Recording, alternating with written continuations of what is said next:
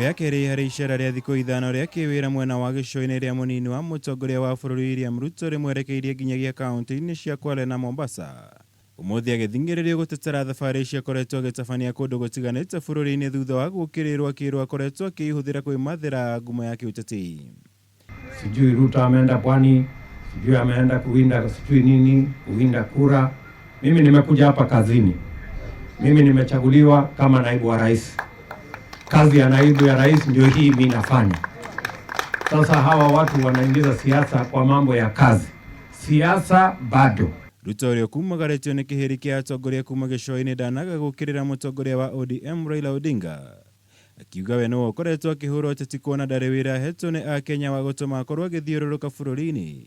Rĩrĩ ambunge arĩa mekũmumagarĩtie matarĩrio nyiti mbaru wao kũrĩ Ruto mwaka-inĩ wa 2022. Mimi ni mtu ambaye niko na kazi ya kufanya. Wale wanafanya siasa ni wale ambao hawana kazi ya kufanya lakini wanafanya maneno. Sasa hao ndio waulizwe maswali. Maya makĩhanĩka mwena wa gĩcũa-inĩ. Mũmbunge wa gũthukio Maina Kamanda na ũrĩa nowe mũtongoria wa gĩkundi gĩa Kĩerewe kĩa Tita kaunti-inĩ ya Nyandarua, kũrĩa atũgĩrĩtie atongoria na mũingĩ wa kaunti ĩno nĩ gũteanĩria mũtaratara wa Punguza Mizigo. Mũrugamo ũyũ ũgĩkĩrwo ũritũ nĩ mũmbunge wa Olokarau David Kĩaraho na ũrĩa ũkoragwo mwahũ wa Tangatanga. Mũingĩ wa Nyandarua rĩu tweterere BBI.